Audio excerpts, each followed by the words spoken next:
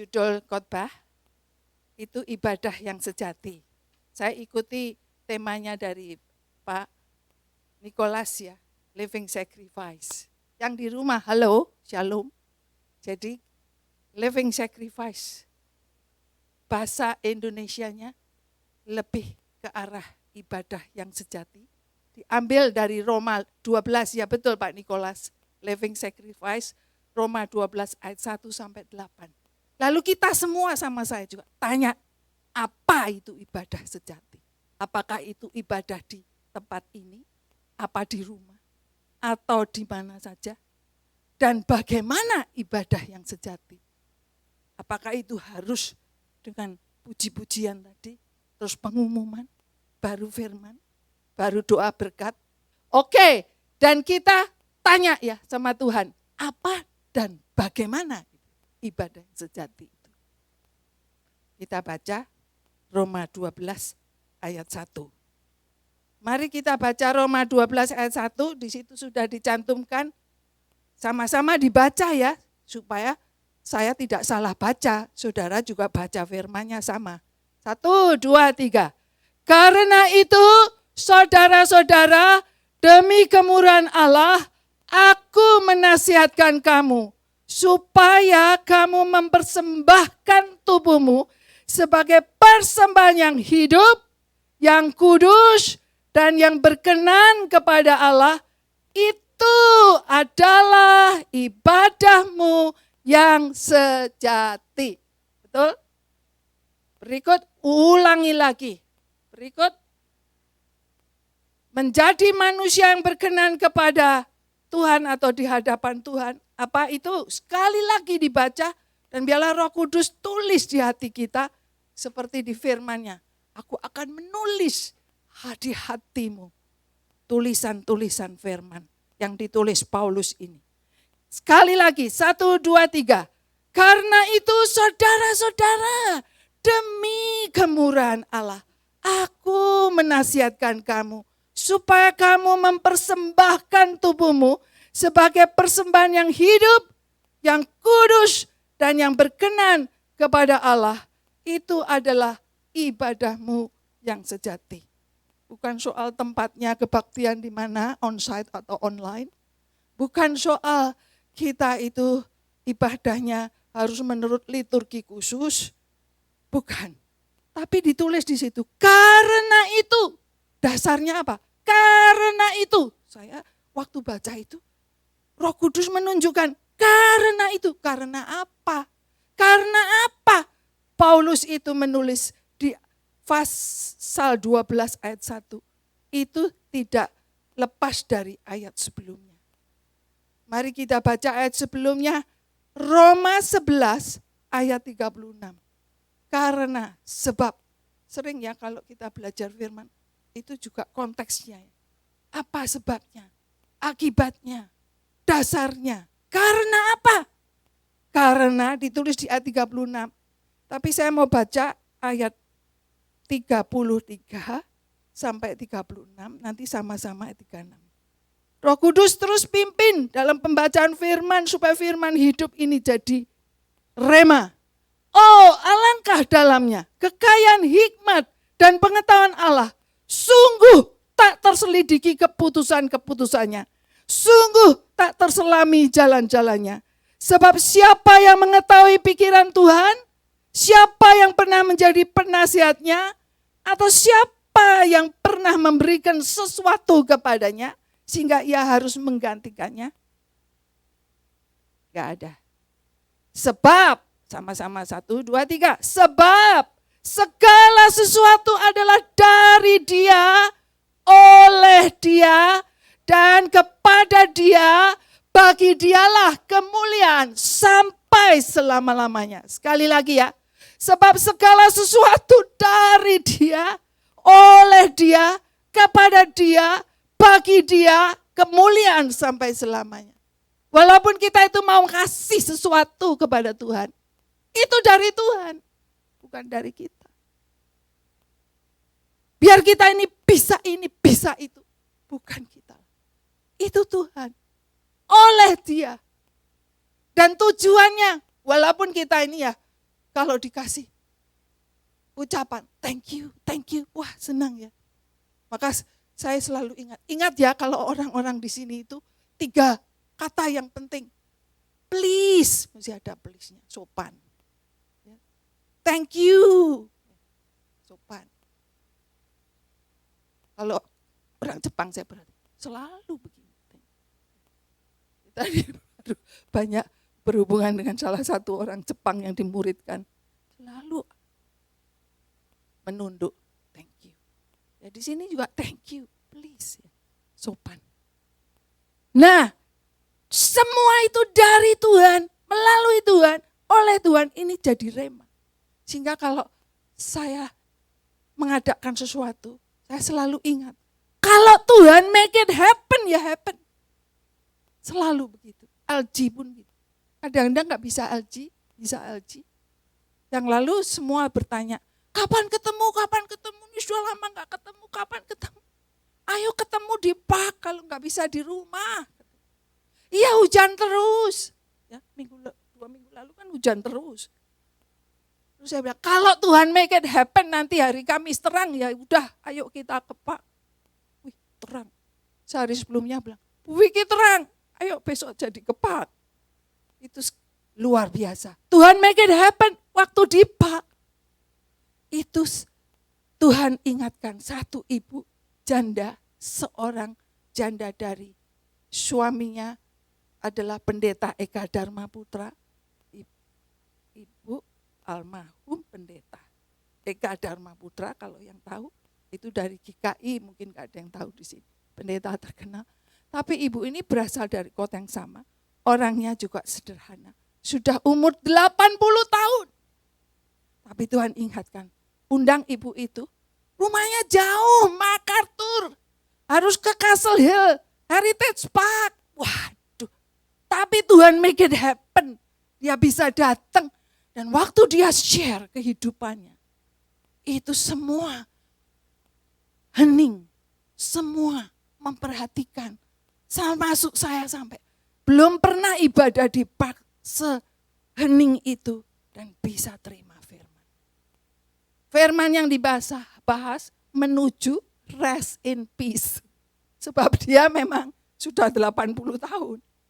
Dan dia luar biasa. Buku sederhana dibahas. Supaya kita itu berdamai dengan Tuhan. Berdamai dengan semua orang. Berdamai dengan dirinya sendiri. Tidak menyesali diri. Karena Yesus. Meskipun dia selama hidup mau menyenangkan orang tua, dia mau mengajak orang tuanya, mamanya terutama ke Singapura, tapi tidak ada kesempatan. Walaupun dia pernah studi di Amerika mengikuti suaminya, umur mamanya sudah hampir 100. Mau diajak ke Singapura tertunda terus sampai umur 100 sudah pulang ke rumah bapak. Kenapa Tuhan tidak izinkan? Lebih baik rumah bapak daripada Singapura. Ya, itu karena Tuhan dimungkinkan dan kita semua boleh diarahkan kepada ibadah yang sejati. Kita baca berikut, ibadah yang berkenan kepada Tuhan.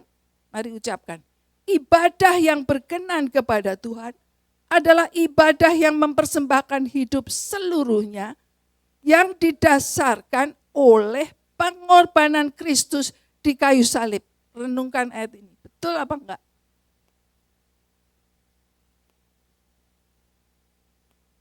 Kalau tidak didasarkan oleh pengorbanan Kristus, enggak ada yang sanggup. Yesaya pun menulis, ditulis di Roma 3, disinggung ayatnya ini. Tuhan melihat dari surga, siapa yang berkenan, siapa yang bisa beribadah dengan menyenangkan Tuhan, tidak ada. Semua manusia kehilangan kemuliaan Allah dan berdosa dan ibadahnya tidak bisa karena dikuasai dosa. Lahiriah bisa. Tapi syukur Tuhan menebus. 4, Roma 4, Abraham percaya kalau dia diutus keluar untuk beribadah kepada Tuhan. Gak tahu di mana, tapi percaya. Diperhitungkan sebagai kebenaran. 5, hidup dibenarkan oleh iman. Roma 6, mati dan bangkit bersama Kristus. Roma 7, pergumulan. Nanti itu bisa terlalu panjang. Pergumulan atas dosa. Paulus mau yang baik tapi malah jadi yang jahat yang dia lakukan. Kalau tidak mengingat Kristus, tidak dikuasai Roh Kudus, Roma 8, tidak bisa. Jadi ini oleh Roh Kudus dipimpin. Kita semua dipimpin ke ibadah yang sejati. Ibadah yang sejati adalah tubuh yang hidup, kudus, berkenan. Ucapkan, tubuh yang hidup. Saudara semua ini hidup dalam tubuh. Kalau tidak dalam tubuh, gentayangan ya, tidak ada. Nanti kalau Vicky tidur, tubuhnya kosong, tidak ada Vicky itu. Misalnya di coffin gitu. Walaupun viewing, tidak ada Vicky-nya itu. Cuma namanya ada. Gak bisa gerak. Kalau masih hidup, gerak. Tapi hidup di sini lebih dari hidup dalam tubuh ini. Ada roh jiwanya. Hidup yang dihidupi oleh Kristus. Ini dahsyat Roma 6. Saya ingat Sabtu yang lalu baptisannya. Anak Pak David, Kalum. Itu mati bangkit bersama Kristus Roma 6. Supaya kita hayati. Nanti PR ya. Baca Roma 6 sampai jelas. Itu dahsyat sekali. Kita sudah dihidupi oleh Kristus. Hidupku bukannya aku lagi, tapi Kristus yang hidup di dalam aku. Mati bersama Kristus, dosanya hidup lamanya dimatikan, hidup barunya dibangkitkan. Maka itu diceluk, terus dinaikkan itu. Menunjukkan hidup matinya dikubur, hidup barunya dibangkitkan. Jadi sejak kita sadar beriman itu, maka itu dikonfirmasi dengan baptisan. Kita hidupnya itu menjadi tubuh yang hidup miliknya Tuhan. Bukan milik siapa lagi. Suami pun miliknya Tuhan. Cuma titipan. Halo. Titipan. Maka jangan jahat-jahat sama suami, Vicky. Itu titipan Tuhan. Suami juga jangan jahat-jahat sama Vicky. Vicky titipan Tuhan. Tidak bisa expect too much. Ya. Kemarin udah dibahas, saya gak ikut. Mau expect kecewa. Coba kita semua tuh punya keinginan. Wah kalau satu suka bersih-bersih, expectnya bersih. Yang satu sukanya makan, expectnya makan. Ya lain-lain. Tapi nanti dibahas. Jadi tubuh yang hidup ini titipan Tuhan, miliknya Tuhan, untuk Tuhan, gerak hidupnya di dalam Tuhan, oleh Tuhan, untuk Tuhan, masih ada juga karena Tuhan tadi. Ya kan disaksikan nyanyinya tadi, ibadah hari ini di sini ya karena Tuhan. Lalu tubuh yang kudus, kita mau menjaga kudus. Dengar berita nih, si A, si B, pikirannya udah melayang kemana-mana. Udah gak kudus, ayo kalau diberitahu, Vicky sombong. Ya lo betul lo sombong. Padahal dia gak lihat. Ya pernah lo ketemu gitu dari jauh. Gak lihat, saya kalau jalan di mall terus lurus saja. Kalau mau ke Kols ya ke Kols gak lihat kan. Untung gak suami bilang, hati-hati jangan nabrak, cagak. Lihat kanan kiri. Iya loh kadang-kadang ketemu, hello. Oh ya udah lama gak ketemu gitu ya. Jadi ya semua ada kelemahannya. Ya. Cuma kita ini dikuduskan supaya kudus. Kudus artinya apa? Kudus dibebaskan dari dosa. Kudus dikonsentrasikan, dipisahkan untuk Tuhan. Siapa yang bisa melakukan? Hanya Kristus. Kudus semua dosa ditanggung di salib. Saudara percaya? Kapan? Dulu. Ya dulu, ya sekarang, ya besok. Selamanya. Firman Tuhan berkata, once for all. Pengudusan Kristus sekali untuk selamanya. Untuk setiap hari. Untuk seterusnya. Terus kita seenaknya berbuat dosa. No. Sebab kita tahu Kristus ada di dalam kita. menguasai hidup kita untuk hidup kudus. Roh Kudus mengingatkan. Roh Kudus menyadarkan. Roh Kudus memimpin ke arah yang benar. Jadi kita beriman seperti Abraham. Percaya Tuhan menguduskan. Ditulis Roma 4, berbahagia orang percaya. Kalau saudara sudah tahu Yesus mati di salib untuk kita, tapi masih ragu-ragu ya. Loh kemarin saya itu berdosa lagi loh. Terus down. Pandang salib Yesus terus. Makanya perlu berjamuan itu ingat kematian. Kita ini memang lemah, masih lemah. Jangan expect, malah expect. Expect-nya apa ya Pak Nikolas? Gak ada ya? Sudah Yesus aja. Nah di Roma 6 ayat 18-22 itu dahsyat sekali. Saya baca dah supaya ayatnya ini hebat. 18. Kamu telah dimerdekakan dari dosa dan menjadi hamba kebenaran. Amin. Siapa kamu? Ya you and me. Sudah dimerdekakan. Itu diimani. Ayat 22. Tetapi sekarang setelah kamu dimerdekakan dari dosa sekarang, dan setelah kamu menjadi hamba Allah semuanya, karena hanya dua pilihan, hamba dosa atau hamba Allah. Dalam Yesus bukan hamba dosa, hamba Allah. Walaupun kita enggak pendeta, seperti Pak Nikolas, tetap hamba Allah.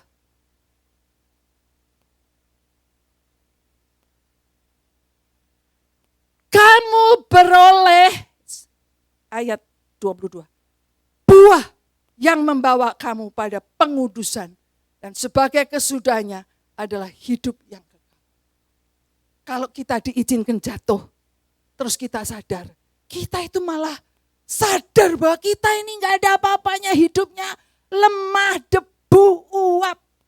Hilang. Tapi kasih karunia Tuhan luar biasa. Cukup bagi. Untuk kamu menyadari bahwa hidup hanya dalam pengudusannya Tuhan. Upah dosa itu maut, tapi karunia Allah, nih karunia Allah hidup yang kekal dalam Kristus Yesus Tuhan kita. Hidup kudus.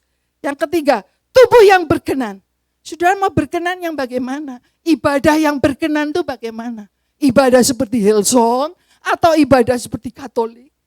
Orang Katolik masuk ke Hillsong kadang-kadang gak bisa konsen, karena biasa tenang, sepi, dalam hati. Tapi yang satu kalau dari Hillsong masuk ke Katolik gak bisa nikmat. Kalau enggak, lompat. Ini sudah keliling nih. Masuk Katolik iya, masuk Presbyterian iya, masuk tradisional iya, masuk karismatik iya, masuk Pantekosta iya. Loncat-loncat iya. Duduk tenang dalam hati iya. Ini background Katolik ya Pak. Tapi Katolik jadi Pantekosta. Hebat. Bisa nikmat. Tubuh yang berkenan karena diperkenan Allah. Bukan karena ibadahnya yang bagaimana. Ibadah sejati yang berkenan. Diperkenannya bagaimana? Baca Roma 8:30. Ini dahsyat. Pegangan ya.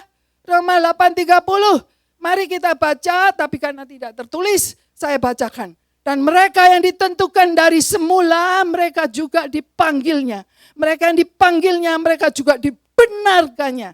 Mereka yang dibenarkannya, mereka dimuliakannya. Nanti ya, diulangi. Roma 8:30, hafal. Ditentukan, dipanggil, dibenarkan, dimuliakan, termasuk diperkenan. Kalau tidak diperkenan nggak bisa begini. Biarkan kita up and down, kita semuanya dipanggil, dibenarkan, dan dimuliakan. Bukan besok kalau mati dimuliakan. Hidupnya ini bersama Yesus. Yesus dimuliakan, kita ikut. Yesusnya dimuliakan, kita ikut. Begitulah, here we are as a living, holy, pleasing to God. Kita living sacrifice, Ini yang didoakan di doa puasa. Saya nggak bisa puasa terus terang kalau nggak makan lapar. Sudah kurus gini biasanya puasa terus makannya sedikit. Katanya Ibu Vicky makan seperti kucing katanya. Sedikit. Ya, kadang-kadang banyak, kadang-kadang sedikit. Suami itu tahu kalau lagi nikmat bisa banyak. Untung ini akhir-akhir ini lockdown. Jadi makan terus, tidur, makan tidur, kayak gemukan ya. Suruh puasa. Ya deh puasa, ikut puasa Daniel. Puasa Daniel aja. Gak mau makan daging. Oke, gak makan daging. Tapi saya tahu bahwa itu bukan legalisme. No. Jadi bukan legalisme. Pokoknya gak mau. Gitu. Gara-gara puasa. No. Tapi semuanya masing-masing. Yesaya 58, puasanya kita bukan soal enggak makan, enggak minum, tapi jangan menunjuk-nunjuk orang. Yesaya 58 ya, halo, betul Pak. Tidak menunjuk-nunjuk orang.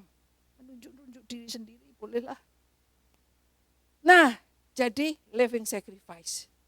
Berikut, udah hampir selesai nih. Bagaimana kita bisa menjadi living sacrifice hanya di dalam Kristus, no longer I. Not I, but Christ. Ucapkan Galatia 2 ayat 20 ya, saya nggak bisa lihat tuh jauh. Kita harus baca dari ayatnya. Ya, mari kita baca. Dahsyat ayatnya. Namun aku hidup, tapi bukan lagi aku sendiri yang hidup. Melainkan Kristus yang hidup di dalam aku. Dan hidupku yang kuhidupi sekarang di dalam daging, ini daging, adalah hidup oleh iman dalam anak Allah yang telah mengasihi aku dan menyerahkan dirinya untuk aku. Ulangi sekali lagi. Dan hidupku yang kuhidupi sekarang dalam daging adalah hidup oleh iman dalam anak Allah yang telah mengasihi aku dan menyerahkan dirinya untuk aku. Saudara kalau sadar ini, Kristusnya bukan jauh dekat seperti yoyo gitu. No, Kristusnya di dalam aku di dalam Kristus, nggak bisa pisah. Lebih dari suami istri. Suami istri satu, tapi bisa jauh dekat. Tapi kalau Yesus imani, dia nggak pernah meninggalkan kita. Dia nggak pernah melupakan kita. Dia tidak pernah membiarkan kita. Tidak pernah meninggalkan kita. Bersama kita. Kita bersama dia. Jangan keadaan loh, di mana Tuhan? Di mana Tuhan? Sakit sedikit, di mana Tuhan kau? Kecewa dikit, expectation tidak terpenuhi, di mana engkau? No, beriman. Tuhan ada bersama aku. Aku bersama dia. Dia never leave me, never forsake me. He with me, Immanuel. Kalau sakit gimana? Loh Tuhan di sini. Di mana? Di pikiran, di perasaan, di kehendak, even di tubuh. Kalau Tuhan tahu tubuh saudara, lebih dari dokter yang memeriksa. Saudara kan pengen diperiksa dokter. Ada apanya ini ya? Ada apanya? Terbatas dokternya. Tapi kalau Tuhan yang periksa, excellent. Ada tertulis, semua penyakit sudah ditanggung. Sudah disembuhkan. Tergantung iman lagi.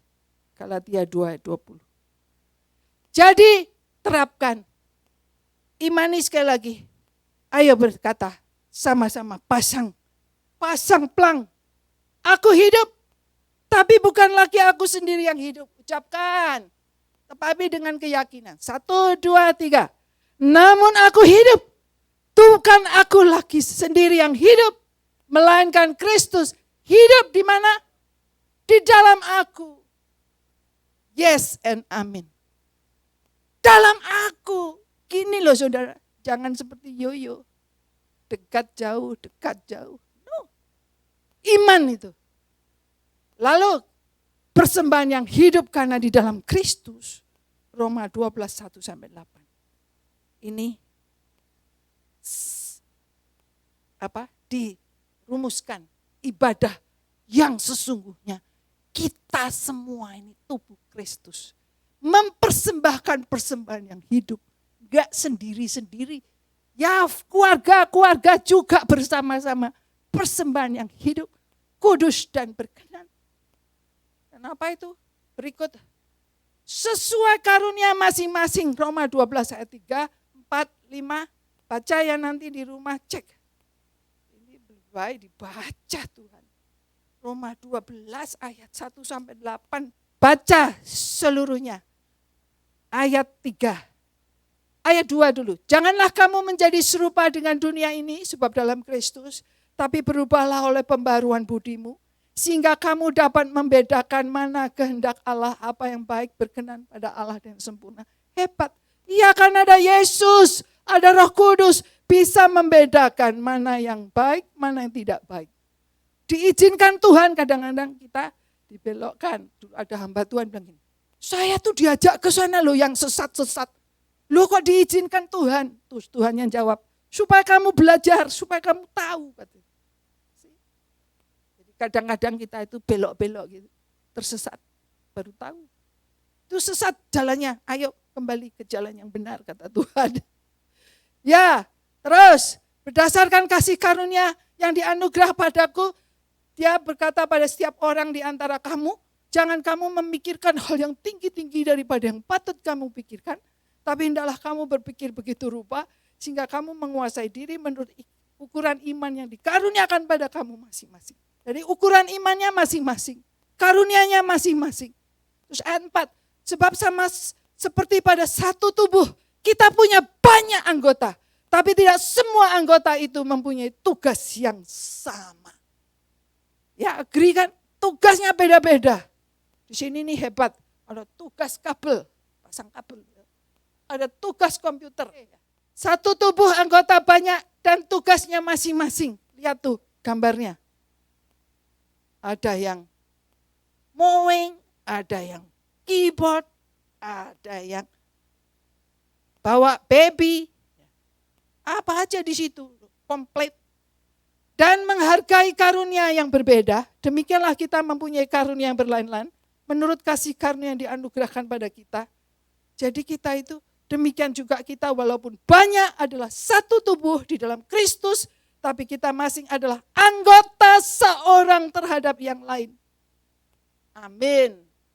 Terutama yang duduk sebelahnya. Ayo mesti ngomong dengan mesra. Ngomong gini, semua anggota yang satu dengan yang lain, I need you, love, and you need me, love. Gitu loh. Mana? Ya semua itu important person. Say, Pastor, you are important person. We need you, but you need me too. Gitu. Walaupun Vicky suka pergi-pergi. Karena tugasnya pergi-pergi, saudara. Kalau nggak ada di sini, tugasnya pergi-pergi. Nah begitu, kita ini sering bersama saling membutuhkan, tapi ada gesekan ya. Gesekan di keluarga. Tidur aja sudah rukun-rukun bisa gesekan. Habis gimana? Gesekan dong kalau selimutnya ditarik sana, tarik sini gitu ya. Belum lagi gitu, itu ada suara-suara. Aku nggak bisa tidur gitu ya. Ya tapi maklum, harus maklum each other. Memaklumi. Kalau istri banyak ngomong, maklum. Kalau suami sedang diam, maklum. Pokoknya dimaklumi aja. Terutama damai dengan Tuhan, damai dengan sesama, damai dengan diri sendiri. Sudah amin, itu sebentar lagi kesimpulan. Betul.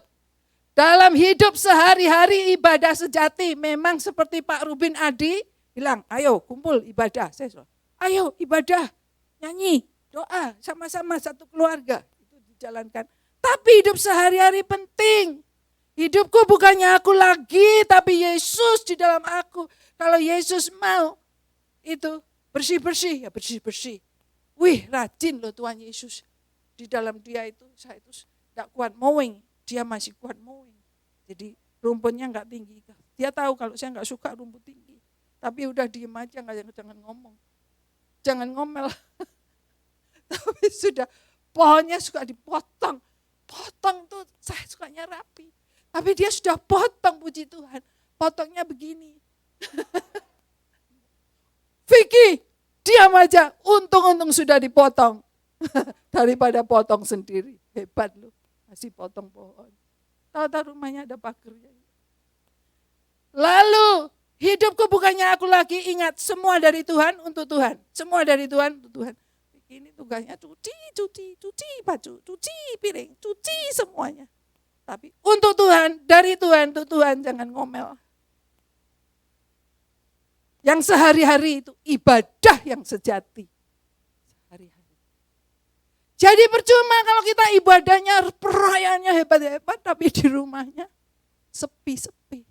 Karena tidak ada komunikasi satu dengan yang lain. Hatinya kecut gitu. No, kita tidak ada ekspektasi, tapi ada forgiveness. In Jesus we are peace. With God, with other, with ourselves.